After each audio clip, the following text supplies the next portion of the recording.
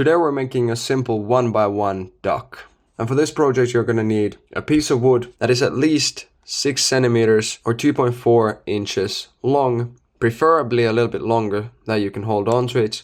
The other measurements are obviously 1x1, like said in the title, so 2.5 times 2.5 centimeters. Then you're going to need a knife. I'm going to also use a bigger roughing knife and a pencil. I already made a duck video before, but that one is already a bit outdated for my current standards.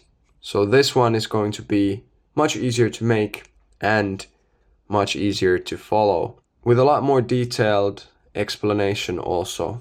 The first thing we're going to do is we're going to make the bottom of the duck. So I'm going to divide this edge in 3. The same on this side. And now, drawing from here to here, we get a straight line that's going to be the bottom of the duck. And now we're going to remove this bit of wood. And this can be done with rough cuts.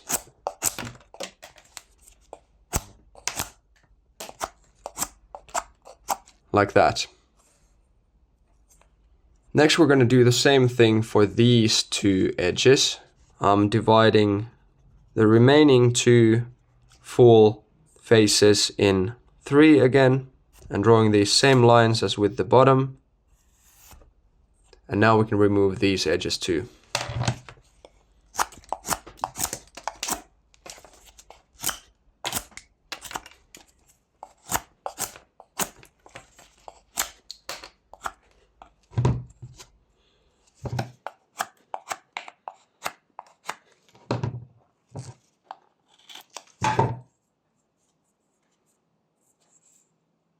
This is where the head is going to be, and obviously the head is not going to be this sharp, but it's not going to be as round as the sides either, which is why we're only going to remove just a little bit of this sharpness from the top.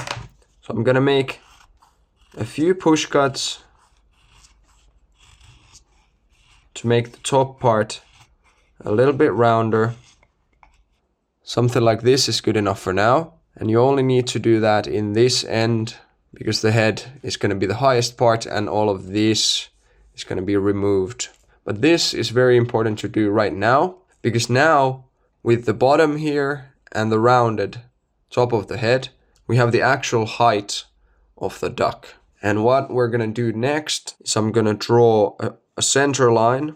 It's going to be just slightly below this line, only about much as what we removed over here while doing this rounding bit. And now we can create the most basic shape of the duck by removing this bit of wood. But first we need the back of the head.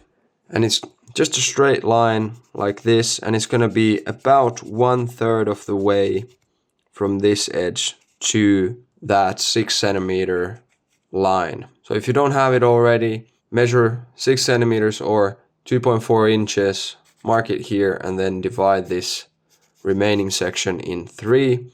This is where the head is going to be. These 2 are going to be taken off. And since we're not going to need this either, the easiest way to remove this is to take all of this off. And this we're going to do with stop cuts. So I'm pressing the blade into the wood, making a stop cut, remaking the cut, going deeper each time.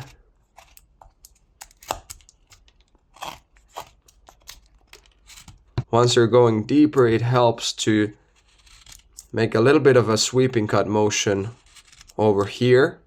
So I'm twisting the blade just a little bit so that it's easier to make these cuts. And now that we're here, right around the center line, I'm gonna remove this bit with some rough cuts.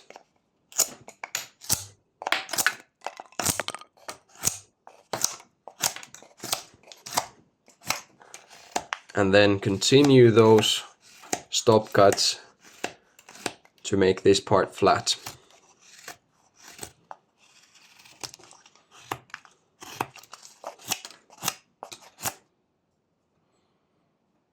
And the next thing we're going to do is we're going to draw a curve from this corner to this corner. So since we made these sides flat, there should be a corner over here and over here. So I'm going to start this with a straight line that goes halfway through this section. And then at the halfway point, it starts turning into a curve that ends up meeting this corner. And now we're gonna make some sweeping cuts. So you can remove that line, start a little bit below it, and make some sweeping cuts like this.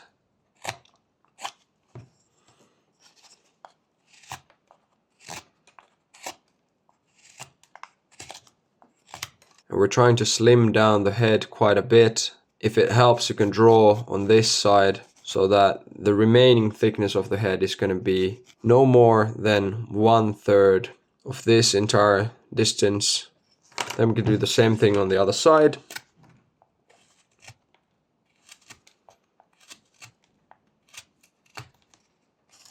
This pairing cut version of the sweeping cut comes in very handy. From back here we can slim the head down with these V-cuts.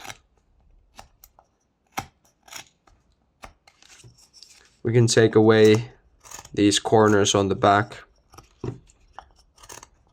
because the head shape is going to be much rounder.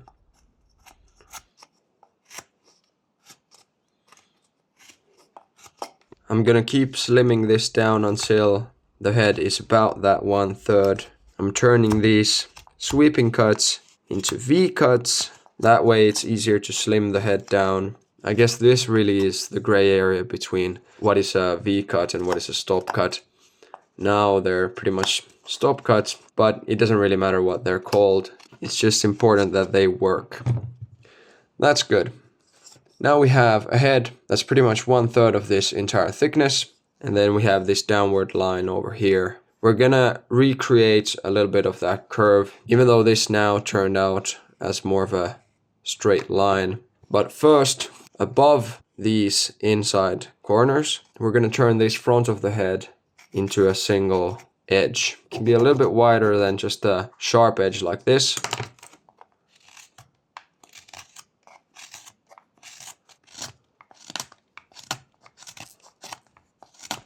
Something like that is good enough for now.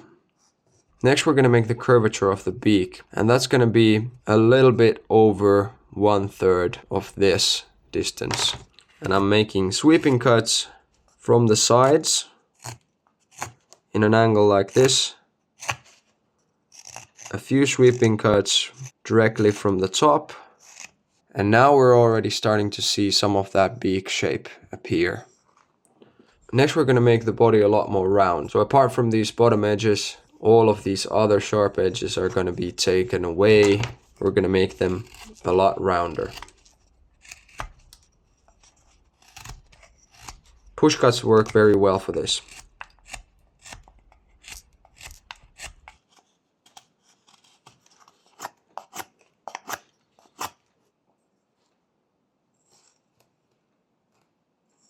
Next we're going to make this area round also, and we're going to continue with those push cuts.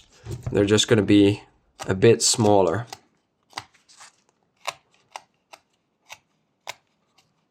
The chest is also going to be narrower than the middle of the body. So we're not only making this very edge round, but we're also making the chest taper down a little bit at the same time.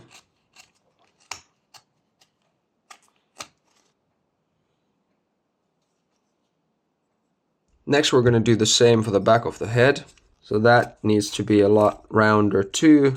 This cut right here is what I call a reverse push cut. I haven't yet heard another name for it, so I just made it up. The idea is that I'm supporting these fingers over here on the figure. Then I'm also supporting the knife with this thumb. And then I'm creating this cutting motion with the twist of my wrist.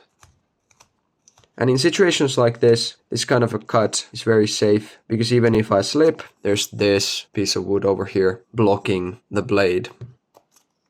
And then we can also use some pairing cuts.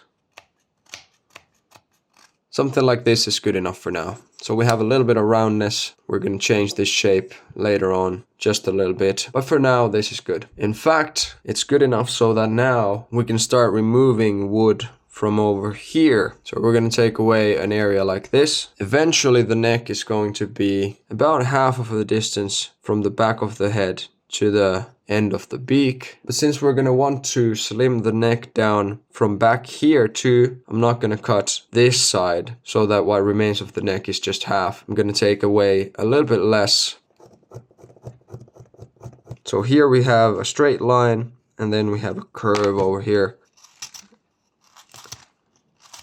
And then we need to make some sweeping cuts. I'm cutting a little bit from the sides because that's easier than cutting from the middle. But then when I get to the middle, I'm using the tip of the blade so that it can still smoothly rotate. This entire blade cannot fit here and rotate smoothly, but the tip can do that pretty well.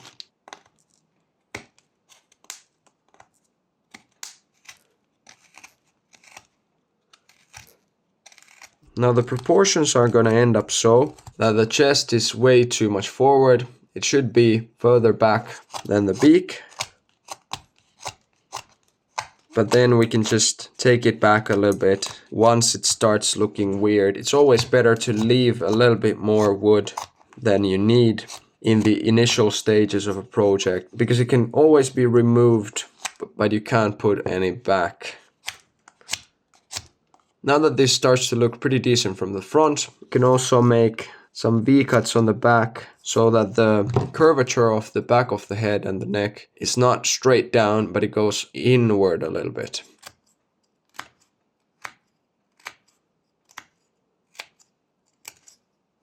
Then we can make some iterations on the cuts we made before, so it's a good idea to look at a reference photo and then try to adjust the proportions based on that. So in my case, for example, there's too much mass over here and it's too high up. So by taking some of this wood away from here, I can make the neck a little bit longer and the body a little bit more proportionate.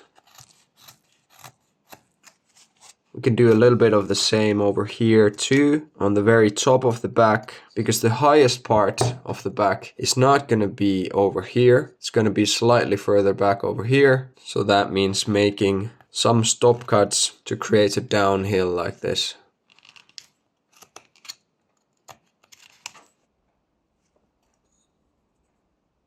Next, we're going to refine the beak a little bit.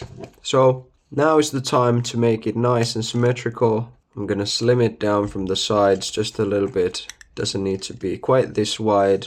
And then the end of the beak should be a little bit rounder and flatter.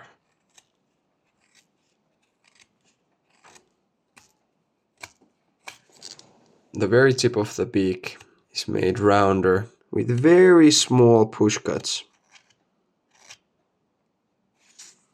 And a nice beak shape can be made by starting these sweeping cuts in an angle like this. So not like this, because the beak goes a little bit further over here on the lower edge compared to where it stops over here on the top. So like that. And that gives a very nice result.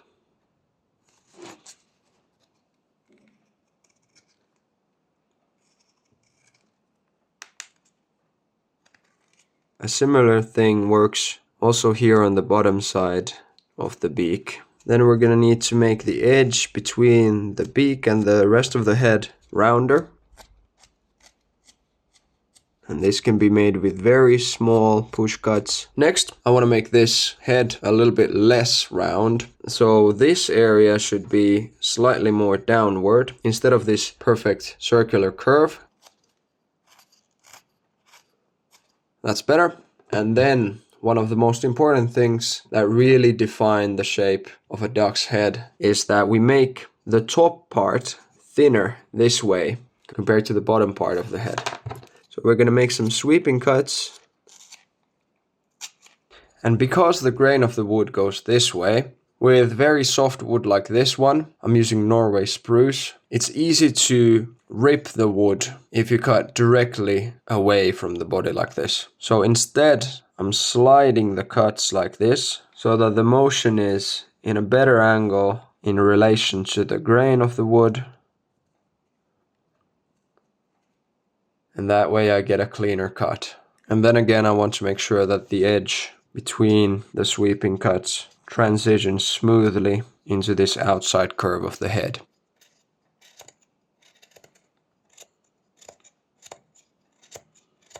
Now you can do a little bit of cleanup if there are some rough spots left, or if some of the proportions look a little bit weird. And then we're going to go into the final step of this project.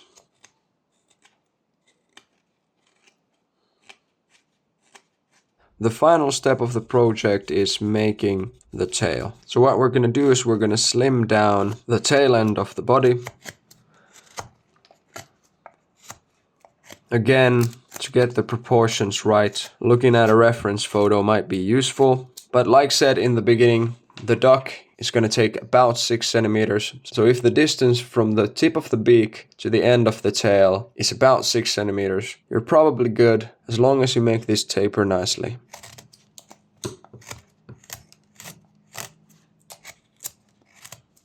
The tail is going to go down a little bit again, but not a lot, just a little bit. And then from down here, we're going to slim it down so that we get a sharper end of the tail.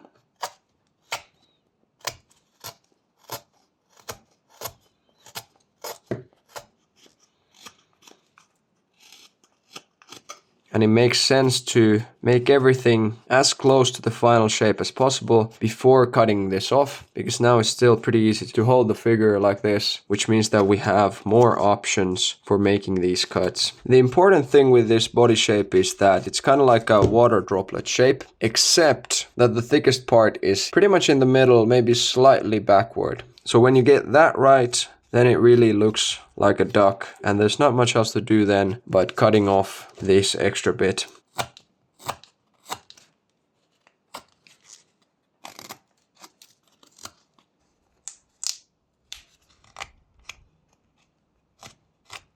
A few sweeping cuts over here in a curved formation like this to create a little bit of a distinction between the tail and the behind.